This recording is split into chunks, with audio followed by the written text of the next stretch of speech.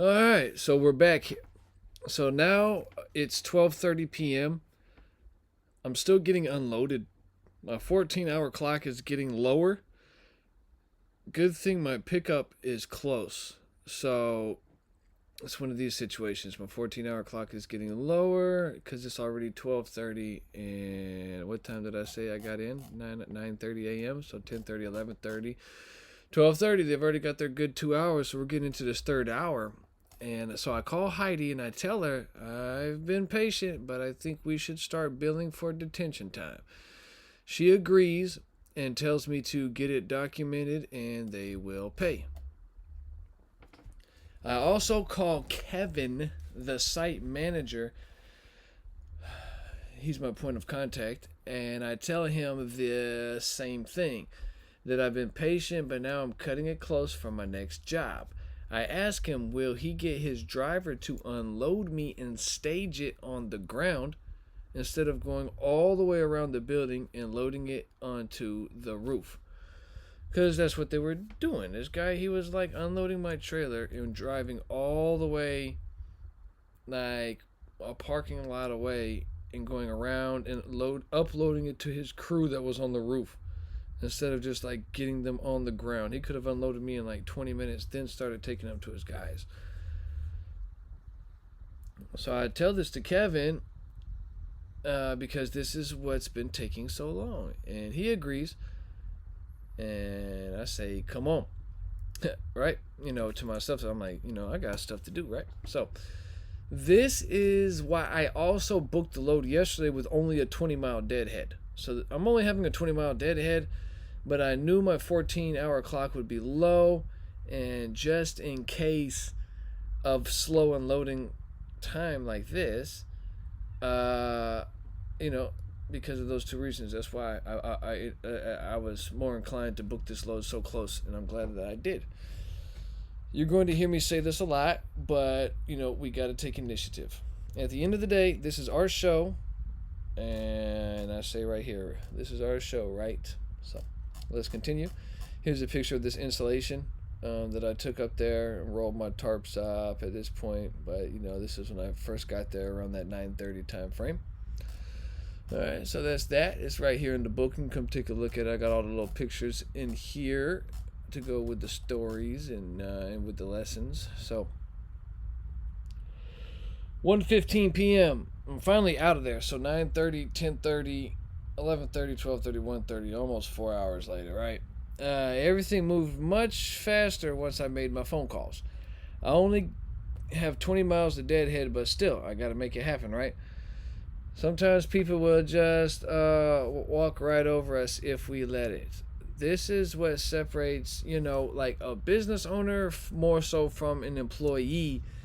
An employee will kind of just go with the flow that's already made for this situation or whatever, and just kind of get pushed back a little bit, or accept more pushback. But more so, an owner will create the flow, because as an owner, we're constantly creating we're living in our flow. So instead of going with the pre-established flow, we're more so like integrating our flow with their flow. So this is our job as an owner. We create the flow, we dictate the outcome as much as possible. And now, of course, I'm not suggesting that we just go out and just be a jerk and like super rough, around the edges on people. But I do suggest that we stand our ground in a likable way. Because once you know what it is that you want, or once we know what we want, then we just stick with that. So we just, I call it being a firefighter, but maybe we'll talk about that more so later. Instead of fighting fire with fire, it's more so fighting fire with water, and that's how we stand our ground. Put the fire out in a likable way, just put a little water on it. Now, so I say right here, make it hard for others to say no, right? We just do what we can to be a great person, be great by other people, and that's what makes us likable. We just listen and come with great energy, and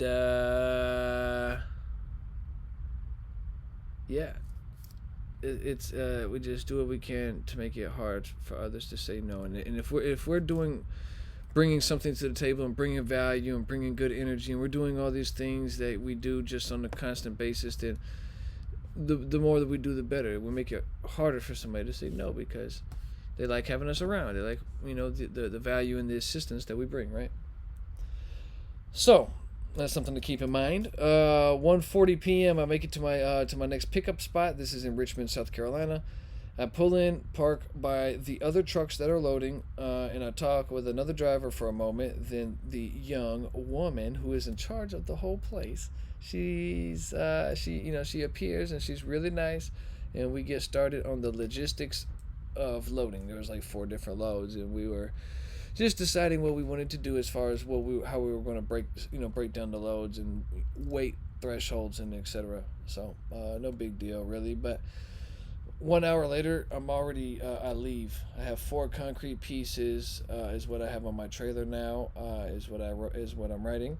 I will deliver this at 9:30 a.m. sharp in the city center of Atlanta, so wish me luck. I plan to stop in Augusta. It's about 20 miles longer to go this way, but it's all interstate compared to the 45 miles of back roads and traffic lights that I was going to take. So I decided it was worth the trade-off, especially because the load was heavy. So 5 o'clock, I stop down in Augusta on the 520 loop, exit 9. There's 2 truck stops here. One is $5 to park, the other one is free, so I end up snagging one of the free spots for the night. So I will awake tomorrow at 5:30 a.m. But this chapter will be finishing. You won't be following me then. It will be a mystery. So we've already got 1 real week and a day with me. Starting from leaving home in Fort Polk to going to Fort Bragg, to the breakdown of Fort Bragg, all the way to resolving the issue and reloading from Huger, South Carolina. The steel beams going to Fort Worth, stopped by home, delivered that load, redid the installation, and took the installation back over to Charlotte, North Carolina area, which is the Rock Hill, South Carolina, and then reloaded 20 miles away for this load that delivers in the morning. Right? So when we add it all up, because remember when I dropped this load in the morning here, what am I doing? I'm going to it's Friday, and I'm going to head right over to Livonia, Georgia, and pick up these trailers for Anderson Transportation and Logistics. And that's the brokerage who handles the trailers out of Livonia. They're carry-on trailers. That's the name of the company for a lot of them go to Tractor Supply. So there you go. There's a contact there. But yeah, I'll be picking that up on this same day, which is Friday, and that's that load that's paying like $4,000 on 600 miles. So what I did when I left for the Fort Polk load, the load going to Fort Worth, and then the load going back to Rock Hill, this short load and the Delaware load, which is in the span of like 2 weeks and 2 days, so a little bit over 2 weeks. So it's $11,370 after fuel. So and that's over a Labor Day weekend. So we had some pausing, and then I was going to be able to unload that same day, and different things like that. Kind of also played a factor into the potential, but still, that's pretty much a 5,600. You see this right here? Let me scroll this up. Sorry. That's a pretty much a $5,685 simple net average per week after fuel. So this week we just went through. We still did we did over 5,000 per week, right? So that's not so bad. And at the time of this writing, it was not a boom cycle, not really. So see, then that's why I say right here, I sure killed it this time. Yeah, I'm steady breaking records. Like my record right now for probably the most in 1 week after fuel is right around right at 10,000. I think I did a little over 10,000 once, but I've done like 9,000 and 8,000 a couple times, 7,000 a couple times now, more so. I've done like 9 and 10 a couple, so But really, anything beyond 4 or 5 is respectable for sure. Anything beyond anything like a constant 3 is respectable. A constant 2,500 and 2,000 is even respectable. But yeah, when you really start like flying past like 4,000 and 5,000 and 6,000. So I say right here, I sure killed it this time. I usually do good, but more so in the 3 to 5,000 a week after field, right? But some weeks I really crush it. Yep, sure do. $11,370 less the 700 in repairs is still 10,670 after field, so still over 5,000 per week. Not bad, not bad. I say exclamation point with the smiley face with the shades on. So here we go. Into blue. We're about to really start getting into these lessons now. Now that we're more acclimated, we're more acclimated together, as far as like who I am going forward into these lessons. So this is 1 week with me, and you see we can get as detailed as we need to, or we can get vague and broad. So we're going to be going in and out of being broad and detailed. But this is a week with me. So now better going forward. I'm Andrew.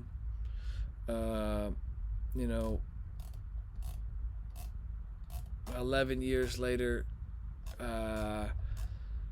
here we are.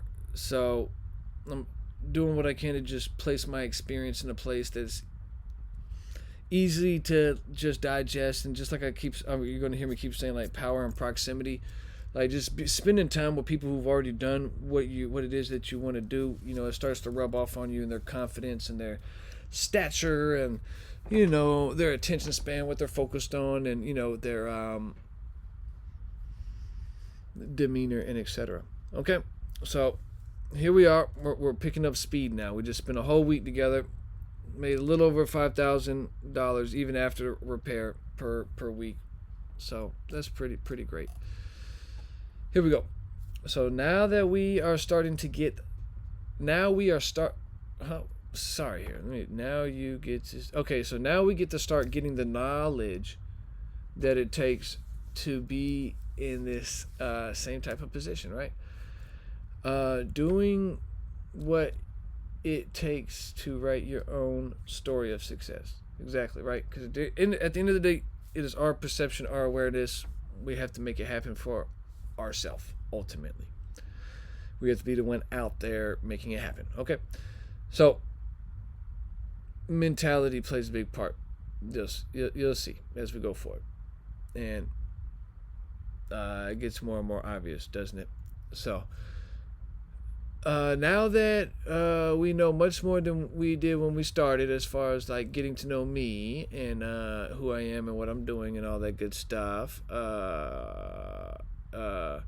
now I think that your casual respect for me will allow you to be more so a student to this course, to a student to these methods, and more so to see that these are universal methods and ones that I've gathered and picked up, and it's more so about the message instead of the messenger. I'm the messenger. Okay.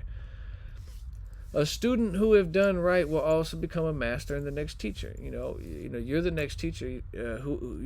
Each individual that takes a good hold of a good grasp on all this, the mentality side and the trucking side, is going to do well with trucking and become hopefully a teacher to another. And like I said, it's about the message more so than the messenger, and but it's satisfying to the messenger to deliver the message, right? So here we go. Let's scroll up.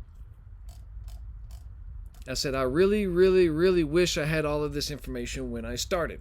Yep, sure did.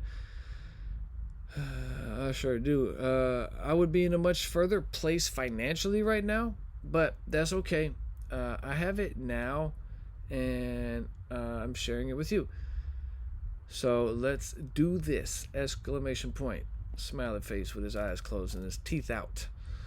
So I ask, are you ready? I didn't sell you a get-rich-quick scheme. What I did is I sold you a key and a catalyst to unlock your success in this trucking. A key to unlock the mentality and reality of your inner businessman, your inner businesswoman, your inner boss, and your inner success. In the form of a course and broken down into 30 lessons, and this is the book. This is the book that accompanies the course. So here we go. Trucking can be very challenging, but it's also very rewarding. You may stay in trucking forever, or maybe you use trucking only to get you forward to your next business.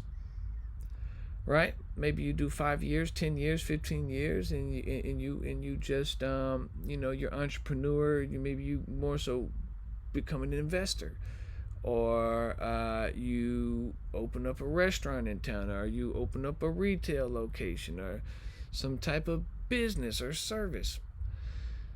It's up to you. But let me assist you in this, right? Lend me your ear and lend me your attention. The more attention that you can give, that we can give into this process and into this guide, the more it will help. The more help it will give you going forward. Just into remembering it, getting it into your mind, subconscious mind, into your soul, and recharge, get in the spirit for it, but also the knowledge. But hopefully you'll see as we go forward, a lot of it is just so much to do with mentality and just your morale and concentration and focus, and the knowledge that we pick up really on the field going at that point, once we're really locked into the moment and we're paying attention. So I have just about everything I think an owner-operator needs to know to work their route to success, all inside of this course, all inside of this ebook guide that accompanies the course that we're doing right now. And really, the course is even better because you get some extra commentation from me, and I get to help it all make more sense. But reading is great too. It's to just touch up on it after going through the courses, or vice versa. Everything I said and will say from here on, here's a disclaimer just going forward, is for a reason and has purpose. Everything I'm saying is for a reason that has purpose. So, for your benefit, just do what you can to just listen pretty close, pay attention to the punctuation, and begin to allow the rhythm of success into you. Read it slow if you can, and I say right here, I'm a methodical, slower speaker as you get experience. So my writing style is similar. Do what you can to not rush read, and just kind of take it slow if you're having the time, and let the lessons become real in your mind, so they can become, they'll manifest better into your life and into your reality. But speed reading is fine too. This is how I wrote it at the time of the writing. Excuse me. So here we go. Success starts with mentality. So that's where we will go next. If we have like the negative, see, I wrote wrong, but I've already evolved since the time of this writing. So more so, instead of saying wrong, we'll replace wrong with negative. If you have are having a negative or self-defeating mentality, which is pretty much the same thing, you will probably not catch your break and have a great chance of just losing over and over again in general in life. Losing in a trucking business, breakdown after breakdown, shops messing you over, dealerships, companies not making good deals, brokers. A lot of it is just us. That's the way we think, our awareness, what we know, how we present ourselves, which all is just right here, hand in glove with mentality. So, in order to win and use this specific information that I give you, the specifics about like motors and drive lines and dispatching and brokering, because all that stuff is really pretty easy. So before we install all this information, we first have to have a mentality that can accept it. To do what? Can accept it. A mentality that can accept it, a mentality that can use it, and a mentality that can process it. And I think this is pretty much true for any business. Okay? So, this is it. We're closing up a week. Chapter 1, A Week in My Shoes. You see, this one chapter alone was like, what is this, 80 pages? minus some of the disclaimer and liability of the fluff on the front and back is probably about 75-ish. So this is what I'm offering. Straight, real. Some of these are like, this is probably about what is this, 20 minutes. So this is about 3.5 hours altogether for the preface in chapter 1. And some of these will be like this going forward, but I figure that some of the best times we could listen to this is just driving, going up the road. All right, so when you're driving going up the road, I know what it's like to drive and go up the road. So it's just a straightforward conversation, where basically I'm just reading everything out of the course book, and same idea that we would do in a college setting.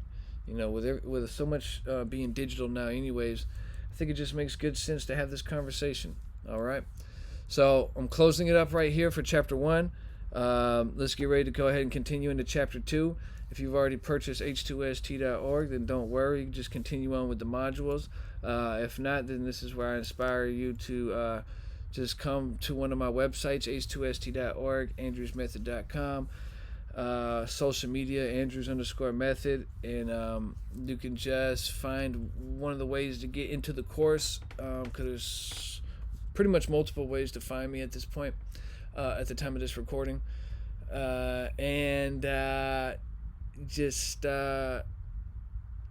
an entry fee, and once you can take care of your entry fee, then you can get access to all of it. So that's what we're going to do. We're going to continue right now going forward. Everybody else here, thank you so much for checking me out. Thank you so much for supporting what I'm doing. There's strength in numbers. So, I don't ask for a ton of money, but, I'm confident that my content's good enough and that we're spending good enough time together that, that it'll all make sense mathematically, and just glad to be able to do this. And I've already been getting great stories since I started this February 2nd, 2001. From the inspiration to real money that people are making and doing well, and it's really cool. So I'm sticking with it, and you see, we're doing what we can as a community to work together and to build something that maybe quite hasn't been built before. So I'm enjoying it, and I just taking this moment to also thank everybody else that's involved. And if you see me at the truck stops or anything like that, make sure to say, hey, what's up? And if I'm out there, if I can help or anything, just let me know. Or if you need a tool or something, I still keep a lot of tools with me in the truck when I'm out over the road. So it's all good. With that being said, see ya. We're about to move on to chapter 2. Chapter 2 is mentality. So I'll see you right there on the other side. All right, see ya.